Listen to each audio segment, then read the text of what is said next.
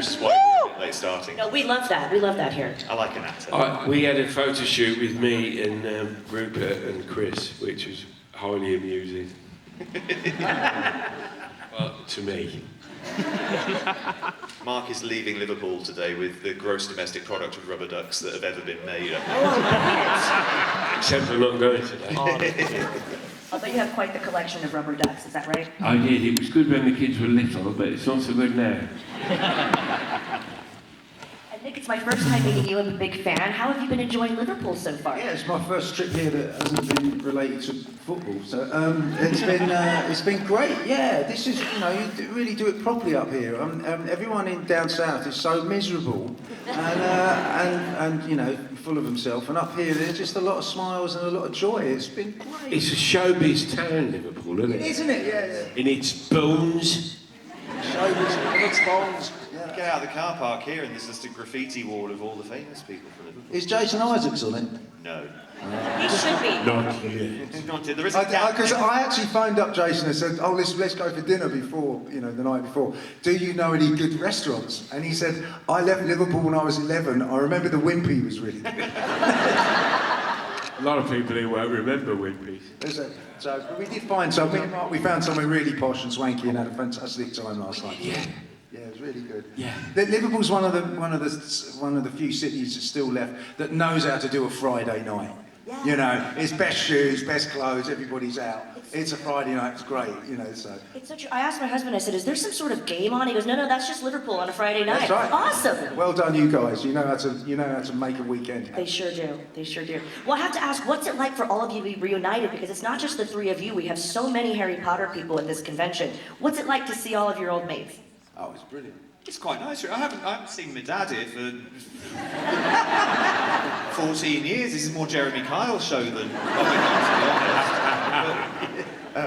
Yeah, no, it's nice. It is really nice. I think this is the first time there's been the right kind of balance between goodies and baddies. Yeah. Yeah. Because we got you, Scabio, Hello. and he shall not be what's named, Yeah. and Vanessa Feltz. and Lucius Malfoy. Yes. Yeah, I think it should be an all-in wrestling match. I think that's I agree. tag wrestling. No sweat. Yeah. No sweat. I got youth on my side with all the gangs. And you lot wouldn't stand a Got chance. spite and wisdom. Beats a bad haircut, yeah. What was quite funny, and everybody's been lovely, but a lot of people have come up to me with the wands for me to sign. And I don't know if you've ever seen, have you seen my wand? But they, No. Well, wait a minute. No, but when they made the wands, they gave me. They're obviously, as you know, personalised. A lot of thought goes into designing your character's wands. And my wand is just an evil pointed stick. It's basically it's a prison ship. So the idea that if the magic runs out, you can just stab someone. And so one of the guys, people are bringing wands in boxes. One of the guys said, "Oh, I'm sorry, I've only got the box because they wouldn't let me bring the wand in because they opened it and said it was a weapon." Goodness. You're kidding. We were in America in early days of publicity, and we were in Orlando at the opening the Wizarding World or whatever it's called over there. And we were in this hotel, and this hotel had got a great big reception with a marble floor. And the wands are made of a resin, and if you drop them, they break. Yeah. And this woman had just dropped a wand on the floor, and she was in tears. She was going, my wand. So I went over and gave her a hug. She turned around and saw who was hugging her and burst into tears again. So it didn't really work out that as a kind of... We had that on set actually, as you may or may not know. So you have the props guy who's in charge of the wands, and he takes Gary, wasn't it? Gary. Yeah, Gary takes. He used to go like that, come here. Yeah, absolutely. Takes it really seriously, and it was like so you get given us for rehearsals. You're just doing this, and then they come out with these wands and make a big thing about it. And I said to Gary, "It's not real. It's not a real wand. It is just a stick. You know, he was treating it like it was a weapon, like this is a loaded weapon. At the end of the day, you have to give it back to Gary, who locked it in a box. They had they ticked you off a list. Yeah. We've given Mark his wand, we've given Nick his wand. Helena Bonham Carter thought she was going to be able to take her wand at the end of this, you know. No. And yeah, oh, that's going to take my wand. And they went, yeah. Most put out, she was.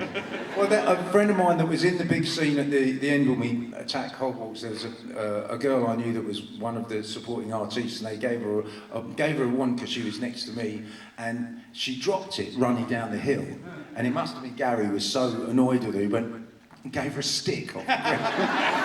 Punishment is a stick. Yeah, that's all you get now. You can't be trusted with it. I mean, wow. So yeah, they treated it. They took it very, With very the seriously. final battle, it all got very military with the wands, and there was things on the call sheet that said wand drill, and we were all like, really? Just want to have my coffee. Anyway, we had to turn up, and they were all going, you do this, you do that, and right at the beginning, I made Arthur. I'm not left-handed, but I made him left-handed, so I couldn't do any of them because I was kind of can't do that because you can do that. No, sorry, I've got to go and have my coffee. Result. You mentioned the wands and all of the props, and I'm sure they need them for all of the amazing Harry Potter worlds. We have the Warner Brothers tour here in England. We have the Orlando one. We've got, all over the world they're doing all of these museums and wizarding worlds. What's it like to actually visit and see yourselves as a part of that? Can I just jump in on this because I found this absolutely fascinating. When we all went to the trip to Orlando, which was spectacular. I took my mum because it was her 70th birthday, so we took Maureen as my guest, which was just brilliant. And these guys wound her up brilliantly, and it was really, really fun. But I was talking to David Heyman about it, and Warner Brothers wanted to do a theme park, and JK kept saying no. No, but we're going to do this thing. No. And she turned it down flat, and she said until the only prerequisite was if you get the same design team that have done the movie to do the theme park, I'll think about it. So they got Stuart Craig. Yeah, Stuart Craig was his Oscar-winning designer to do, and his team said, "Well, I don't do theme parks. I do big movies." Well, now you're doing a theme park. So they went massively over budget and massively over schedule. Because she just insisted that you're only going to do this theme park thing if you do it right. And when we got there, we were like, this is like the set, only without, But the one in Leavesden is the set. Yeah. Well, yeah. So when we go back, you go like, that was the... It actually is, yeah. We get as excited as you, I guess. Like the tables in the Great Hall at the studio tour in London, you can, if you know where to look and you look really carefully, you can still see where we were all bored senseless by the end of the day, scraping our names into the varnish on the tables. Like there's A bit like Eton. A bit like Eton. Yeah. One of the great things about the Great Hall is that the floor is stone, and that was the attention to design. It's not cardboardy; it's made of stone. So when the kids were little, all those things helped to generate their belief in where they were. So when they went in the Great Hall, they were standing, in a stone hall. Clever, really. Yeah. Hoodwinking small kids. Yeah, that's it.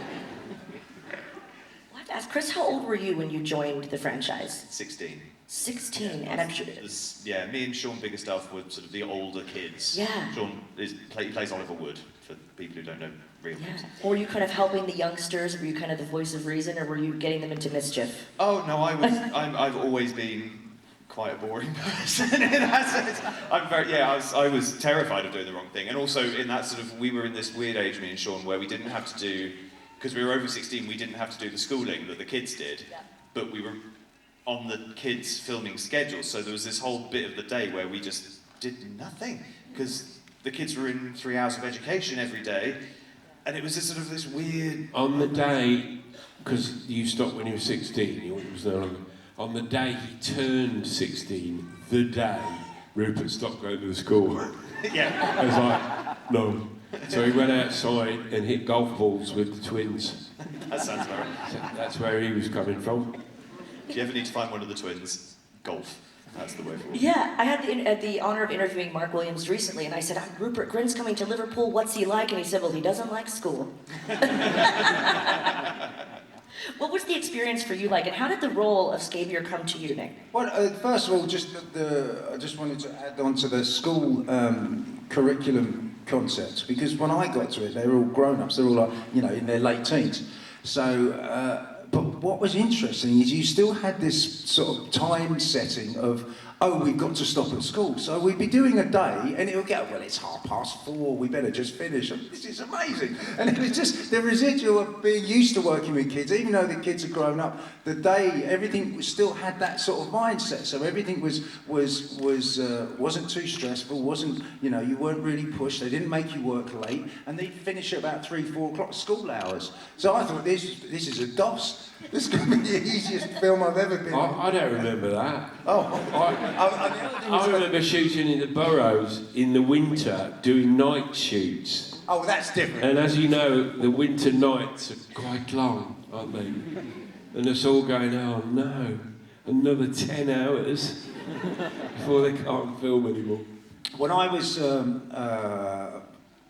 what happened? Went to see the guys, got the gig, blah blah blah. Did all this clever stuff to sort of change the character a little bit, because in the book he's a bit more of a sort of street urchin. Made him a lot cooler, and we sorted out the costume and made it something a bit more interesting. But which was great. But then the dates kept moving. So the dates, when we started that night shoot in Burnham Beeches, the first shot I did was with when Emma disappears behind the invisibility blanket, and I was directing a movie. Right? So I'm directing a film, and the dates clashed. I mean, like you wouldn't believe, like completely clashed. So my agent phoned up and said, "Well, you're going to have to not do Potter." I'm sorry, there is a way of making this work. So I went through the schedule and found out that, oh no, the Potter days are all night shoots.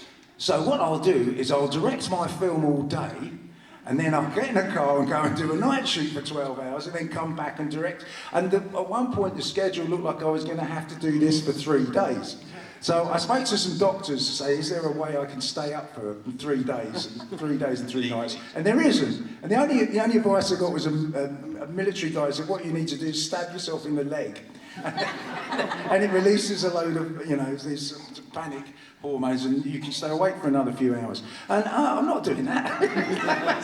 So I turned up the first day, and David Barron, bless him, he put his arm around me. He said, I know what you're doing. I know exactly what you're up to. We know. We're not stupid.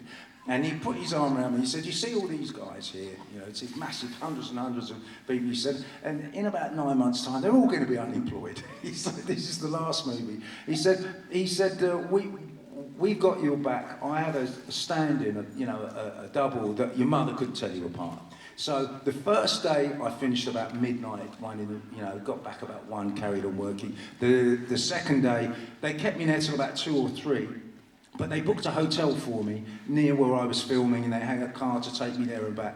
And they really, really looked after me. And they didn't tell the Americans, because then I would have been canned. So they were really, really the most considerate people. So that idea, night shoots are terrible, but they really looked after me. Otherwise, I would have been off it. So my initial experience with it was these are the most generous, kind, brilliant producers that I'd ever had anything to do with. Whenever we speak to any of the cast of Harry Potter, it does seem like everyone really looked after each other and everyone's still friends and there's a lot of camaraderie. Was it an instant chemistry when you all, we were saying backstage, a lot of you didn't do scenes together, but when you met each other, especially the Weasleys, if I can ask, was that an instant chemistry, or did that take a while for everyone to sort of gel? I think so. It was, I'm trying to think back now, because we didn't have... Microphone, darling. We didn't have parents for quite a while, because we started filming in September 2000, and then we filmed Platform 9 3/4, which was the first time we'd met Julie in February. So we didn't have a mum till then. I think then you turned up later on after that still. But yeah, I think so. It's quite nice when you kind of, and it's the same when you do theatre stuff quite often. When you kind of get pushed together with a load of people that you just have to work with, you find ways to be friends. You have to find that shorthand to go. You don't have that sort of time to get to know each other and stuff, but you do find sort of immediate things to go, this is what we had in common. This is what we had in common, and it does gel. It works really well. But I think the family relationship was pretty accurate to what you see, really. But it's interesting, I think, when you work on movies like Harry Potter, 'cause I get asked that a lot, you know, you're still friends with everybody, you still see everybody. It's like, but it's kind of like when you leave school, I think. You know, there's people that you are really close with, that you have so much in common with, and you speak to each other all the time, you message or catch up or whatever. And then there's people that, somewhere in the middle, and there's people that just, you work together for 10 years, but other than that one job that you have, you don't really share the same interests, so you just kind of drift off, and that's okay, you know. That makes sense. Yeah. But they're a good bunch. Everyone, there's nobody terrible. Right, and everyone I've met has been just amazing from the cast. What about you and your lovely wife, Mark? What about you and Julie? Was there instant chemistry between Mr. and Mrs. Weasley? Yeah. Actually, Julie's from the West Midlands, as am I, and she didn't know when she was cast that it was going to be me, and we were kind of kicking ourselves afterwards because we could have put just a touch of the Black Country in there, like, you know. Well, the twins are West Country as well. West Midlands. West Midlands, yeah, which would have added another element to the Weasleys being slight outsiders. But we didn't do that. We used to greet each other every morning, me and Julie, going, "Morning, Daddy, morning, Mummy." So, yeah. Well, I could fangirl all day long. I already prepped them that I was a big Harry Potter fan, so this is such a dream for me up here. But we want to make this interactive. We're Monopoly events by the fans, for the fans. So we're going to invite you to the microphones here. We have 1, 2, 3, and 4. Don't be shy. Come up and ask a question. Introduce yourself, but let's keep it to one question each, just for the sake of time, please. We've got a question here at microphone number 2 on the left. Is this on? Yeah. Hi, so I'm James. It's for all three of you. You talked about going to Orlando, and earlier this year I got to visit the Harry Potter world in Osaka, Japan, which is brilliant. Universal Studios announced they're going to make a theme park in Bedford, England, and Harry Potter is going to be a key theme of it. Are all three of you excited? Is that something you'd go to see? I mean, sure. Yeah. Yeah, it's always. What do you know about that? Bedford. Bedfordshire, yeah. I'm not a big theme parker, or, you know, roller coaster riderer.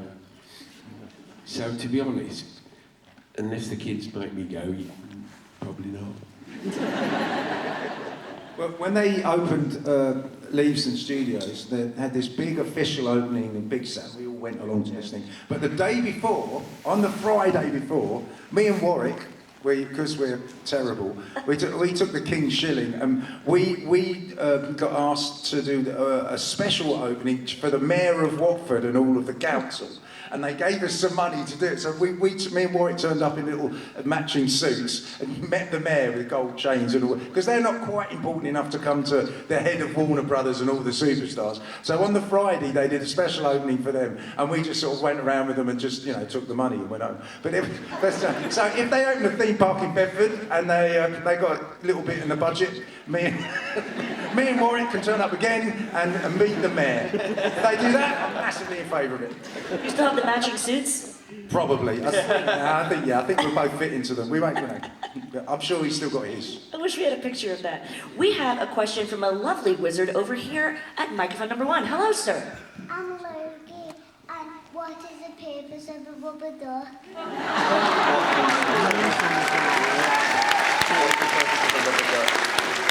The purpose of a rubber duck is bath time amusement. So for you, you know that little hole in the bottom? Squeeze it underwater so the duck fills up with water and then squirt it at your sister. Job done. Anna's mom. Thank you so much. Great question.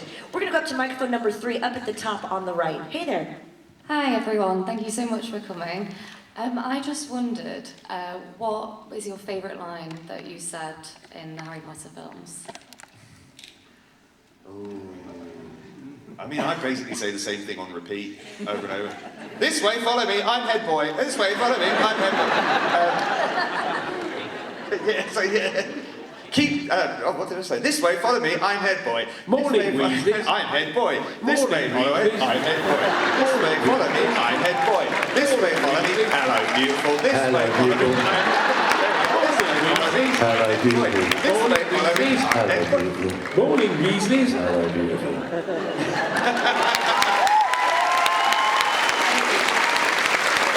You sing for your supper. I love it. We have a question up here. Up here on the left, microphone number 4. Hey there. Hi, sorry, the microphone's about as tall as my head. Out of all the Weasleys, and then also all the villains or all the Snatchers, who's the biggest prankster? Oh, the twins, I thought. Yeah. By, like, just the twins, nobody else. Yeah. Then Rupert, if they'd kind of managed to rope him into something, but he was such a giggler. They could give it away straight away, like, yeah. what's going on, Rupert? And I'd be the one dobbing them in, so. God rest his soul, David Legino was very, very funny. And we did a thing and it was one of those things that a joke that never got tired. So when he was in the full werewolf, full makeup, if we were driving from set to the actual location in Burnham Beach, if there was a member of the public, he'd constantly get the driver to stop, wind down the window in the full makeup and say, "Hello, do you know the way to Melfort Manor?" As a werewolf. What the? Me and Dan did that. Every time we could see a muggle, we see a normal person. Like, we do it. So, When we did the going to the Ministry of Magic, me and Dan were in Westminster Tube, which is, I don't know if you know it, perhaps not, but it's new. It's part of the new Jubilee line, and there's a lot of glass, and the trains pass this glass. So me and him went up the glass like that. And people on the tube were like, no, couldn't have been. We love it. Thank you so much. Great question. We're going to go to microphone number 2 down here on the left. Hey. Hi. I seen a video of Johnny Depp at an amusement park pretending to be Captain Jack. Would you ever do that? Like pretend to be your characters at a theme park? I think Nick's answer to that, it'd be a question of money for him. no, listen, we're not allowed to. I don't do as many of these, and I remember the first one I came to, everybody was really just disappointed that, where's your long coat and your wig? We're not allowed to dress up as the characters because they're owned by Warner Brothers. I've done one because Robbie has there's a ride called the Enchanted Forest, I think, and I'm on the beginning of that. So we did a shoot, me and Robbie. May he rest in peace. And so I am actually on the beginning of it, the theme park ride. And is that you've made it? Well, I thought we were going to be invited to go and open it and that, but no. Thanks, bye. Thanks, Mark. You see, the problem is that people would look at us and go, "Oh, look, they look just like the people from the films." And then we'll carry on. Older. Yeah. I think there's actually a rule that in the theme park that there's not any live action characters from Harry Potter. Is that true? That's true. Yeah. You never see like a Random McGonagall walking students, around. but Oh no, but when they and Ollivander's the only one, I think, isn't it? Yeah. When they did a Dumbledore, when we first walked into the, I literally said, "Hello, Mike." I genuinely thought the hologram was him. It was, when the first time I'd seen anything like it. It's amazing. Yeah, they've made it so. Attention to detail is just incredible. Great question. Thank you. We're going to go to microphone number 1 right over here for this. I believe you're a Gryffindor. Is that right? That's a Hufflepuff, if ever. Oh, it's a Hufflepuff. That's right. Never mind. If you want to move the mic down, if someone can help with the mic, yeah, feel free to take it. Thank you so much. Hiya. Hi. How all of you Harry Potter people? How do you feel you've inspired so many people all years round about? How do you feel?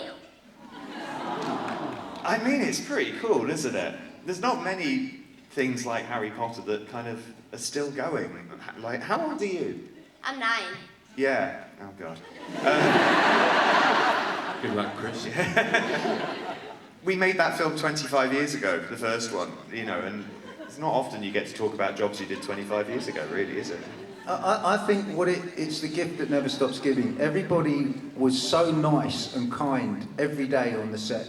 everybody was really, really nice. Yeah. All the grown-ups, all the people, all the actors, everybody. They were just nice to each other. And it just shows that if kindness prevails. If everybody's nice, everyone wants to carry on doing it. And it's just it's a joy. It's just a gift that never stops giving. So carry on being nice, people, because this is wonderful, and it's all your fault. I think that audiences are much more sophisticated than a lot of people in the business would like to think. They like to think that you can just flog people things. Give them that. They'll like that. What they don't realise is people connect emotionally with things. And you can't buy that. And you can't flog it. It has to be in it, built into it. And that's what's in Harry Potter. And that's what keeps you drawn to it, I think. Maybe. We agree with that, absolutely. Beautifully said. A bit of escapism, of course we all need that. We've got a question over here, microphone 2 on the left. Hiya. If you could use Avada Kedavra on one Harry Potter character, which... Oh my goodness. Good question. Umbridge, surely.